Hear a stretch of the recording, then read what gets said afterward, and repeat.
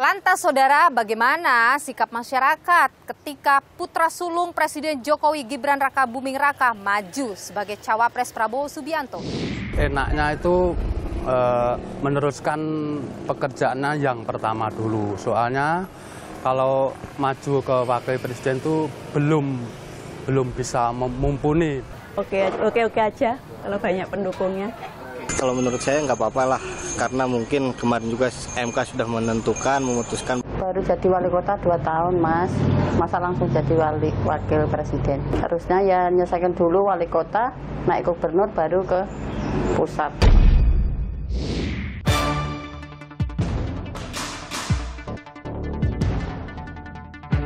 Sejauh ini, kalau misalkan dia masih mempunyai jabatan sebagai presiden, bahwasannya dia harus memiliki rasa netral ya. Tidak boleh ada sangkut pautnya dengan keluarga. Presiden Jokowi itu harus bersikap netral. Kira-kira dukung anaknya atau bersikap netral? Ya, dukung anaknya. Ini ada potensi unsur anak yang nyalon, ya mungkin kemungkinan besar sih kan. Ya kan, walaupun nyatanya belum tahu. Pasca pendaftaran Capres-Cawapres, situasi politik yang dinamis pun ada kekhawatiran muncul dari publik terkait dengan terselenggaranya pemilu yang bisa berlangsung secara jujur dan adil setelah masuknya putra Presiden Jokowi di Bursa Pilpres 2024. Nah, bagaimana kemudian prediksi terkait dengan keamanan, ketertiban atau Kamtibnas di tahun politik ini? Kita bahas saudara bersama dengan pakar intelijen dari Universitas Indonesia, ada Stanislaus Rianta. Terima kasih Bung Stan, sudah bersama Nilu, sehat selalu. Jadi sekarang sudah jelas ya, peta politiknya sudah sangat jelas begitu. Saya yakin Anda juga sudah punya data. Apa yang bisa Anda bagikan ke kami? Kalau kita belajar dari 2019, kita meminjam istilah ilmu alam, episentrumnya dulu Jakarta. Sekarang menyebar episentrumnya, ada 3 tempat. Yang pertama Jawa Timur, karena di situ menjadi pertarungan antara pendukungnya Pak Mahfud dengan Mohaimin Iskandar. Kemudian Jawa Tengah menjadi pertarungan pendukung antara Pak Ganjar dengan Gibran. Kemudian Jawa Barat DKI nanti pendukungnya Pak Prabowo dengan Anies. Jadi episentrumnya menyebar. Apa yang Anda korek dari situ? Apa yang bisa terjadi di situ? Nah, ini titik rawannya semakin menyebar. Jadi potensi-potensi gangguan keamanan semakin besar pula, termasuk konflik pendukung, kemudian gangguan lain, mungkin menyusupnya terorisme. Dan itu sudah terasa sekarang? Oh iya, data sumber informasi intelijen mengatakan bahwa kelompok-kelompok teroris mulai bergerak lagi. Mereka sekarang sudah siap-siap juga ingin meramaikan pemilu 2024. Apa keterkaitan ini, Mas? Mereka memanfaatkan momentum bahwa ini ada momentum yang mereka bisa masuk, bisa ikut mewujudkan keinginannya, kemudian dia bisa mencapai tujuannya, kemudian di tengah kerawanan karena aparat juga fokus kepada pemilu 2024, maka mereka bermain di situ. Tetapi saya yakin kalau terkait terorisme, Densus kita itu termasuk yang hebat. Tadi Anda menyebut soal perang suara itu kan perang perebutan suara terjadi ya di tengah masyarakat. Nah, apakah Anda melihat bahwa perang suara itu akan lebih dalam daripada 2019 yang lalu? Potensi itu sudah terlihat dari mungkin sekarang. Nanti ini akan menggantikan versi cebong kampret di 2019, tetapi nanti masalah MK ini akan ramai saya kira. Orang sebenarnya tidak mempersoalkan siapanya yang maju, tapi caranya maju ini. Banyak pendukung yang kecewa ketika tiba-tiba Mahkamah Konstitusi memutuskan hal yang di luar dugaan. Apa potensi yang muncul dengan ada gesekan seperti itu, Mas? Ya, gesekan pasti akan semakin luas kan. Tadi saya sebutkan Jawa Timur, Jawa Tengah, Jawa Barat. Kemudian kan netralitas aparat saya jadi ragu. Walaupun saya yakin TNI, Polri itu mereka lebih suka netral. Tetapi ketika ada pemimpin paling tinggi yang memberikan perintah tidak netral, apakah berani untuk tidak melakukan itu? Dan itu sudah ada? Nah, kita lihat saja. Yang jelas potensi ada ke sana? Pasti, potensi ketidaknetralannya sangat tinggi. Kenapa Anda bisa mengatakan potensi ketidaknetralan itu tinggi? Nggak mungkin presiden akan netral kan? Meskipun presiden berkali-kali menyebut dirinya ya, pasti semua kepala negara normatifnya akan menyebutkan seperti itu. Sulit untuk mengatakan dia bisa netral. Dan apalagi presiden mempunyai kekuasaan, dia punya otoritas untuk masuk ke dalam aparat keamanan. Ya, saya kira tidak akan mungkin netral. Gerakan untuk mengarah ke sana Anda membaca sudah ada? Kita lihat dalam beberapa hari ini. Ketika nanti ada mutasi-mutasi atau mungkin pergantian-pergantian, ya itu adalah suatu langkah yang untuk mengarah kepada ketidaknetralan. Apakah nanti menterinya, kemudian apakah pejabat yang lain. Apakah dengan Presiden sering mengatakan bahwa ia akan bersikap netral, itu akan mampu menahan terjadinya gangguan Kamtibmas di bawah misalnya? Saya kira sudah tidak netral ketika proses di MK ya. Sudah tidak netral ya.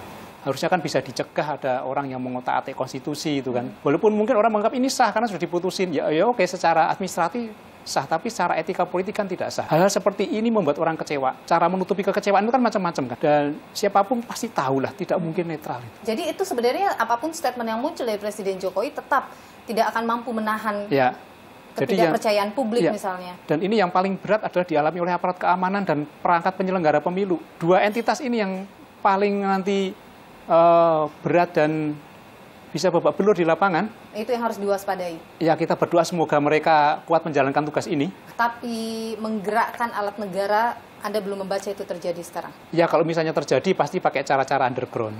Sudah ada itu gerakan-gerakan itu? Ya, munculnya putusan MK itu kan juga pasti ada, apakah itu alamiah terjadi?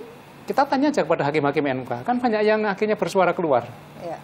Ini yang terburuk dalam demokrasi kita? Ini menjadi noda hitam lah dalam demokrasi setelah reformasi. Ya. Saya kira Pak Presiden Soeharto 32 tahun menjadi presiden juga tidak mengotak-atik konstitusi untuk kepentingan keluarga, saya kira. Setelah situasinya sudah seperti ini, kalau kita bilang kan ini sudah kadung seperti ini ya Mas ya. Tapi apa yang bisa kita lakukan? Kita kawal supaya netral kan. Misalnya ini KPU harus membuka, saya kira ada kanal khusus, kanal yang bisa menerima aduan-aduan, laporan-laporan, sehingga masyarakat yang memiliki ketidaknetralan langsung aja dilaporkan dan diproses.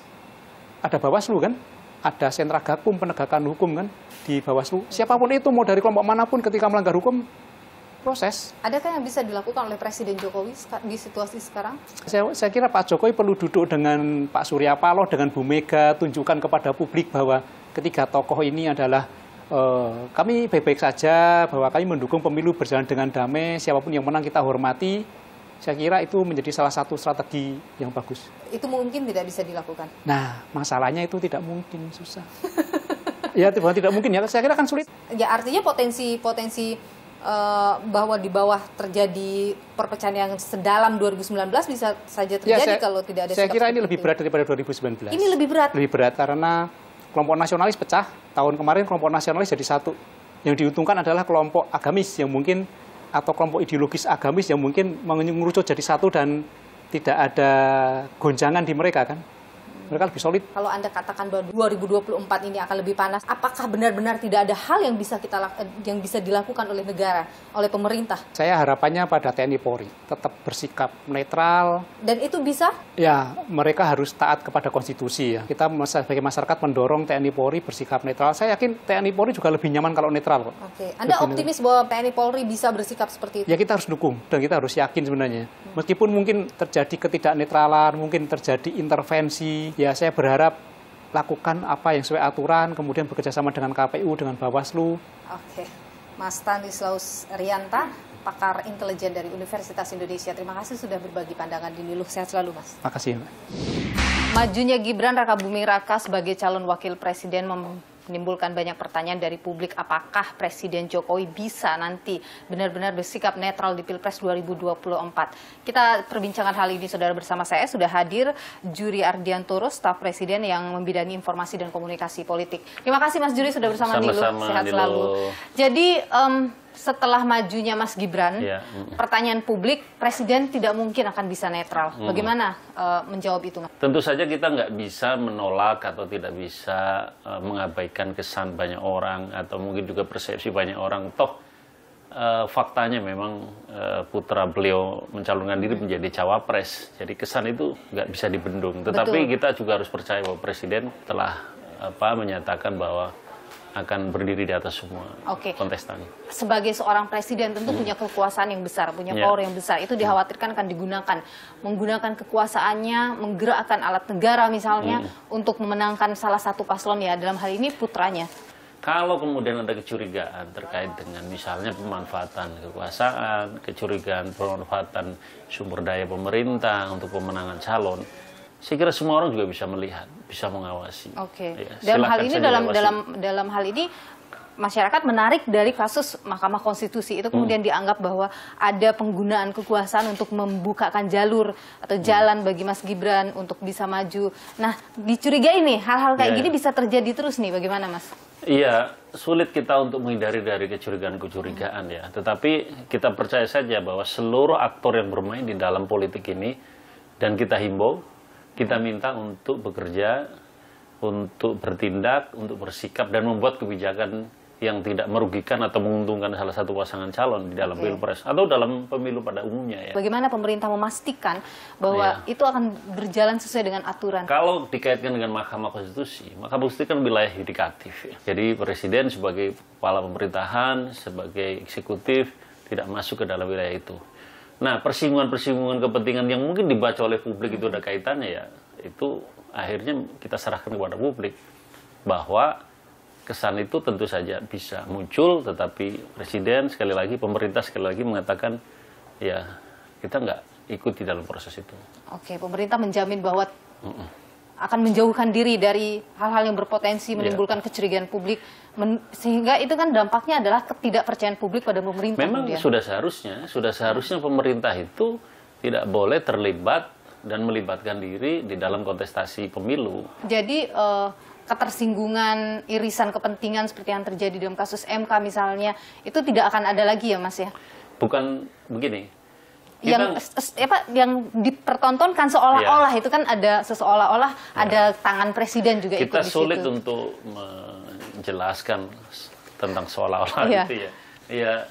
Ya begitu, faktanya bahwa kita atau pemerintah dan kita percaya Presiden tidak ikut campur di dalam proses yudikatif, bahwa kemudian orang membaca sebaliknya, ya nggak bisa kita tolak. Sekarang bahkan Presiden dilaporkan ya Mas ya, terkait dengan nepotisme gitu, ada sejumlah pihak. Ada tanggapannya Mas dari Presiden? Ya, saya udah Presiden ngomong juga.